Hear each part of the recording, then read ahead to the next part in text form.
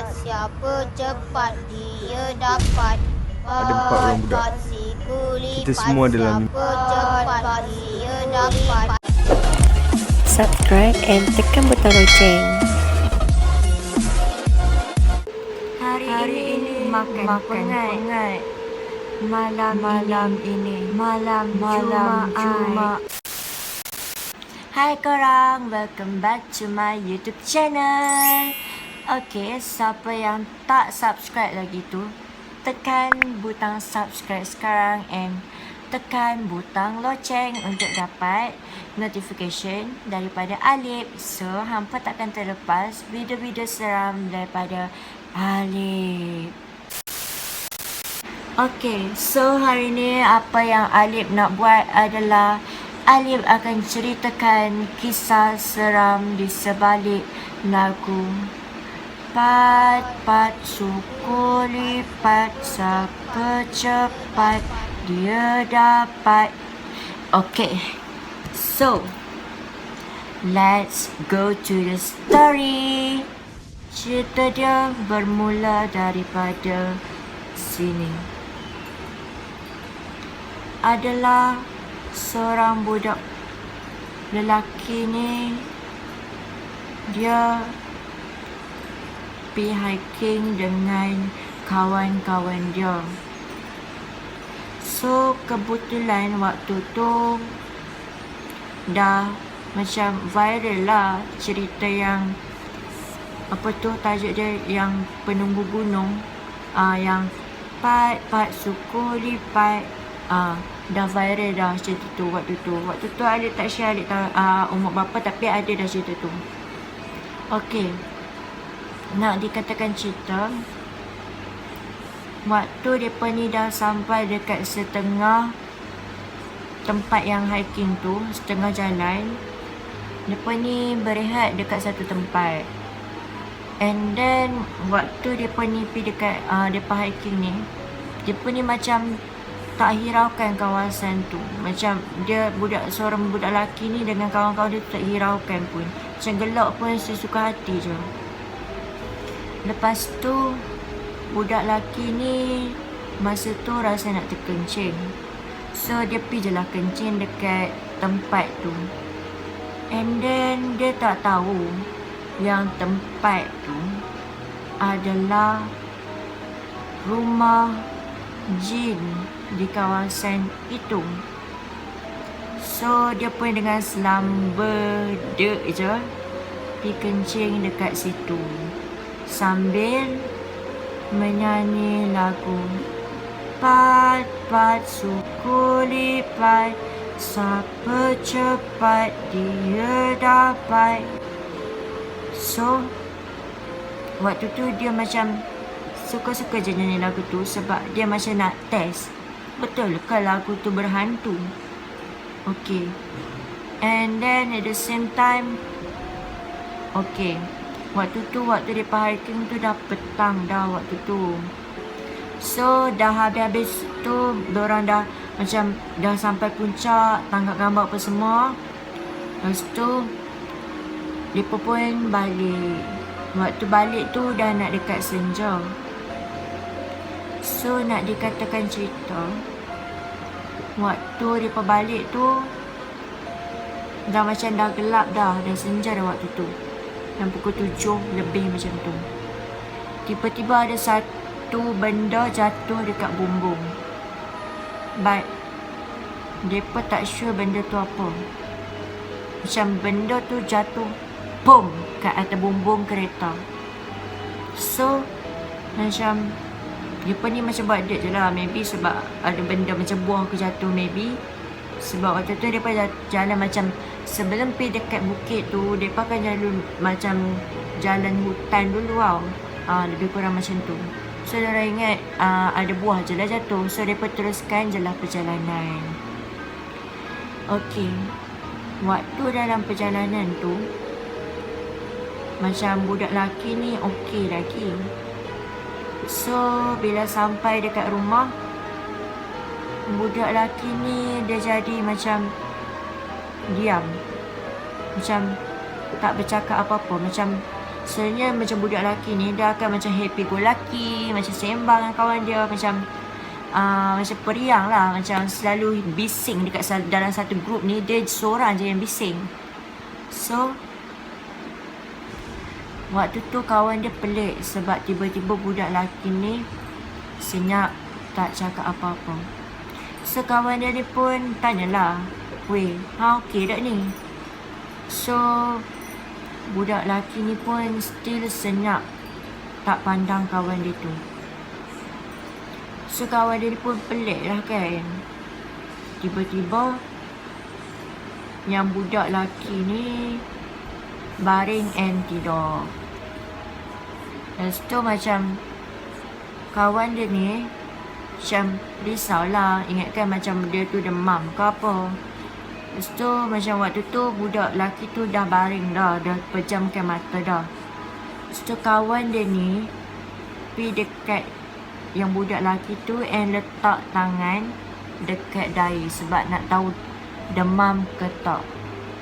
Lepas tu yang mengejutkan kawan dia tu adalah lepas je dia letak tangan dekat dahi kawan dia tu, mata kawan dia tu terbuka. And kawan dia ni nampak mata budak lelaki tu merah. So kawan dia ni pun terkejut and panggil kawan-kawan dia yang lain. So waktu yang budak lelaki ni dia still baring, so dia pun macam kejut-kejutkan lah sebab budak lelaki ni macam membeku dekat atas katil tu sambil mata dia terbuka macam ni and mata dia colour merah.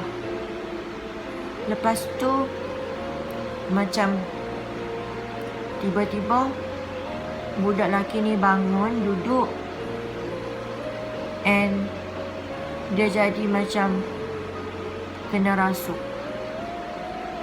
Budak lelaki ni dia jadi macam apa tak macam nak kata macam harimau, macam kucing lah, lebih kurang macam kucing tengah duduk. Dia kan macam kucing kalau berdiri kan macam 4 kaki dia tu. Kawan dia tu duduk macam tu and mata merah lagi. So macam kawan-kawan dekat dalam bilik dia pun tu macam terkejut lah kan. So dia pun tak tahu nak buat apa sampai macam tiba-tiba kawan dia ni mengamuk and semua pergi pegang tangan dia. Tapi apa faham-faham je lah, bila lelaki kena rasuk dia lebih kuat and semua orang boleh tercedera.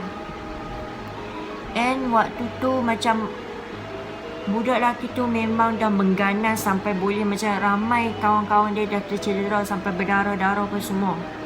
Lepas tu macam apa bayangkanlah, dia lelaki histeria. Kalau perempuan pun tak boleh dikawal, tambah-tambah lelaki dirasuk. Of course lebih berbahaya daripada perempuan sebab apa ni macam kekuatan lelaki ni lebih kuat lah kan. So waktu tu budak lelaki ni memang dah luar kawalan dah waktu tu. So kawan dia ni ambil keputusan untuk call ustaz yang macam boleh berubat orang. So macam malam tu memang dah lewat malam dah, memang berlarutan sampai lewat malam, sampai nak dekat pukul 12 lebih. So yang ustaz nak berubat tu pun datang lah nak dekat pukul 1 jugalah ustaz tu datang. Lepas tu Cik Ustaz tu arahkan supaya semua keliling budak lelaki tu supaya lelaki tu tak boleh keluar.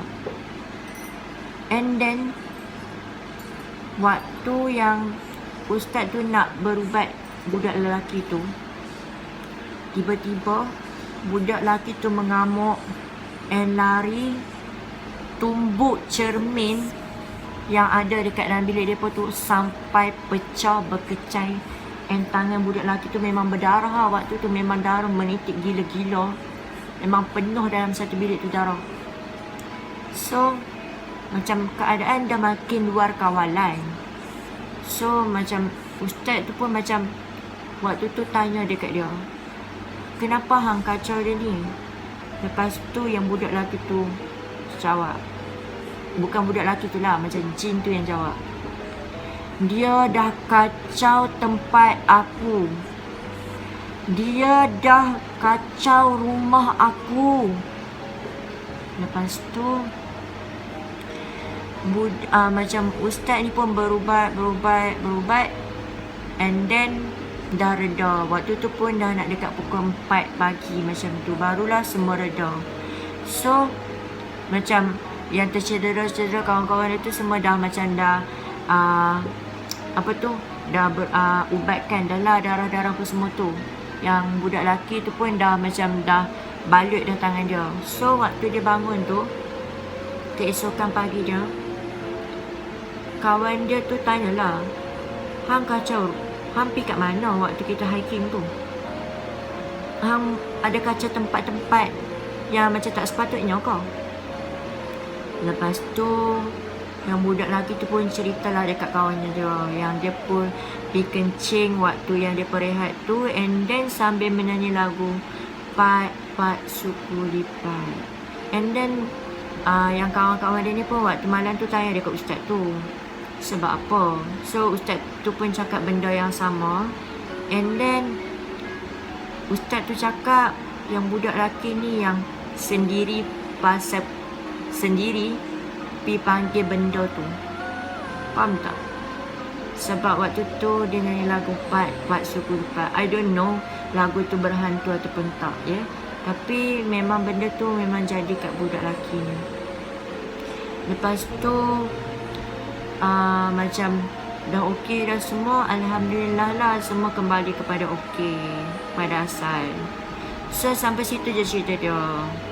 Okey, pengajaran yang Alik nak bagi tahu sekarang ni adalah, kalau hampa pergi dekat kawasan-kawasan yang macam hampa tak tahu pun benda tu ada kat situ ke tak, hampa kena pandai-pandai jaga diri hampa.